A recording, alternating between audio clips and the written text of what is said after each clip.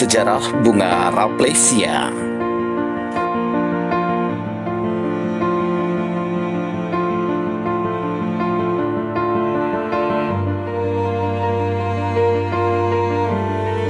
Jumpa kembali di channel Didi Paza, channel yang membahas tentang tanaman dan penghijauan, karena tanaman penuh dengan inspirasi. Sahabat Didi Paza, apa kabar? Mudah-mudahan sahabat Didi Paza semuanya punya kabar yang baik dan dalam keadaan yang bahagia tentunya. Channel Didi Paza, channel hijau tentang tanaman dan penghijauan, karena tanaman penuh dengan inspirasi.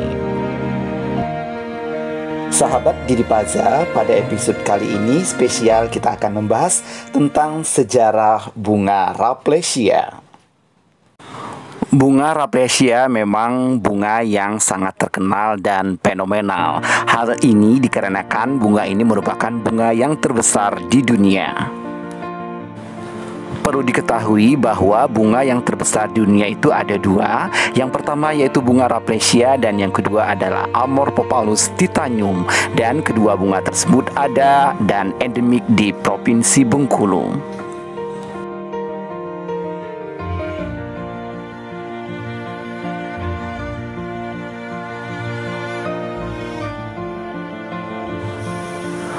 Pembahasan sekilas tentang bunga Rafflesia senantiasa muncul di buku pelajaran sekolah.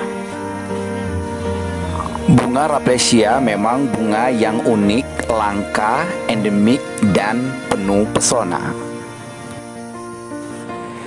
Dikatakan unik karena bunga Rafflesia berbeda dengan tanaman bunga-bunga lainnya. Tanaman bunga Rafflesia tidak memiliki akar, tidak memiliki batang, dan tidak memiliki daun. Hidup secara epifit di batang inangnya bernama tetrastigma. Ada banyak keunikan-keunikan lain yang dimiliki bunga Rafflesia. Misalnya ketika mekar mengeluarkan aroma bangkai, kemudian sangat susah untuk dipindahkan atau dibudidayakan.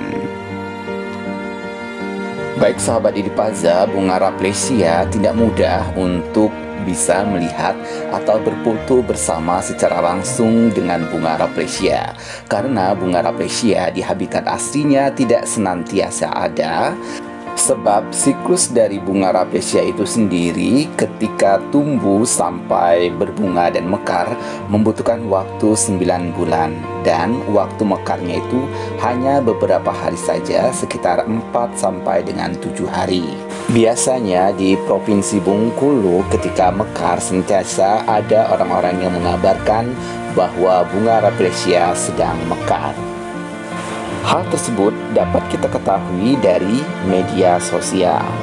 Selain itu, biasanya di pinggir jalan, di pinggiran hutan antara Provinsi Sumatera Selatan dan Provinsi Bengkulu, jalan lintas tersebut ketika sedang mekar ada senantiasa tulisan Rafflesia sedang mekar, sehingga hal tersebut dapat memberitahukan bahwa kita bisa melihat Rafflesia yang sedang mekar.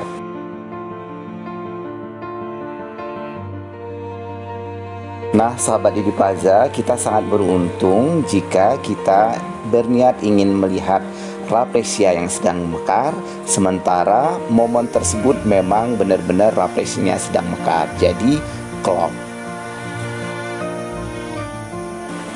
Karena sering kita mendapatkan kabar bahwa Rafflesia sedang mekar, silakan kalau ingin melihatnya secara langsung di habitat aslinya. Namun terkadang kita tidak mempunyai waktu atau kesempatan ketika sedang mekar tersebut. Jadi tidak mudah untuk melihatnya secara langsung. Bahkan orang Bengkulu sendiri masih banyak sekali yang belum atau penasaran melihat bagaimana bentuk secara langsung ketika Rafflesia sedang mekar.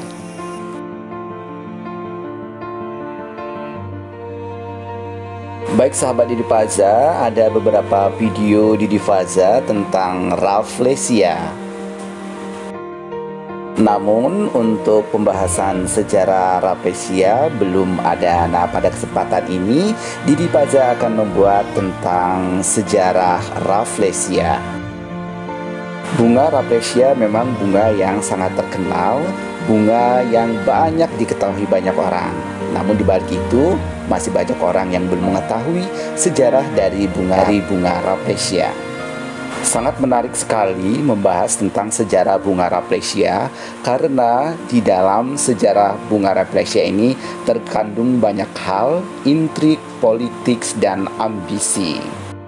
Baik sahabat Didi Paza, kita mulai saja sejarah bunga Rafflesia. Sebenarnya yang pertama kali menemukan bunga Rafflesia adalah Louis Auguste Deschamps.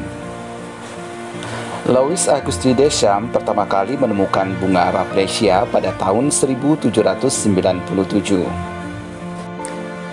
Siapakah Louis Auguste Deschamps? Beliau adalah seorang peneliti yang berasal dari negara Prancis.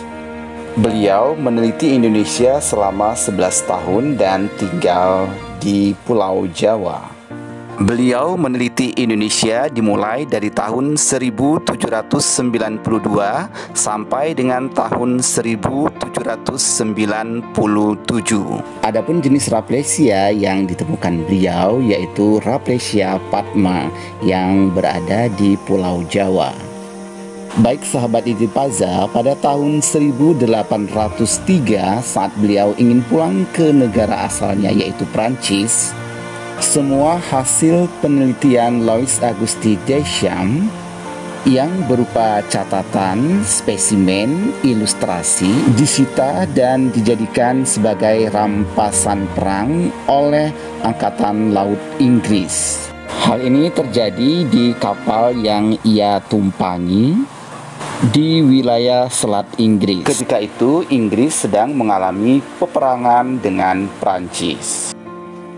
Setelah diketahui hasil ilustrasi, spesimen, dan data yang dimiliki oleh Deschamps, setelah melihat data dari Deschamps, maka pihak Inggris menyatakan bahwa bunga tersebut memang unik dan belum ada yang mempublikasikannya di dunia. Maka diputuskanlah orang yang mempublikasikannya nanti adalah harus orang Inggris. Sahabat Didi Paza, sementara itu Thomas Sandford Raffles bersama rekannya yang bernama Joseph Arnold pada tanggal 19 sampai dengan 20 Mei 1818 menemukan Rafflesia, yaitu jenis yang lebih besar. Jadi pucuk dicinta ulam pun tiba, hingga saat ini bunga tersebut dinamakan Rafflesia arnoldi. Rafflesia untuk nama genus dan Arnoldi untuk nama spesies. Dengan demikian, semua jenis bunga yang demikian dimasukkan ke golongan genus Rafflesia.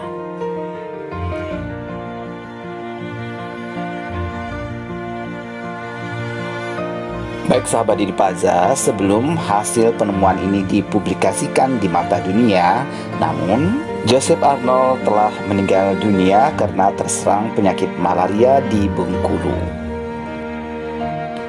Baik sahabat Didi Paza semuanya, tepatnya pada tahun 1821, tanaman jenis ini diberi nama atau ID yaitu Rafflesia. Tersebarlah berita ini di dunia dan dipakai ID tersebut atau nama tersebut di dunia ilmiah. Siapakah Thomas Stamford Raffles? Thomas Stamford Raffles adalah seorang penguasa Hindia Belanda dan penjajah. Baik sahabat Didi Paza, demikianlah sejarah bunga Rafflesia. Semoga bermanfaat. Simak terus channel Didi Paza, channel yang membahas tentang tanaman dan penghijauan, karena tanaman penuh dengan inspirasi. Jangan lupa subscribe, like, komen, dan share.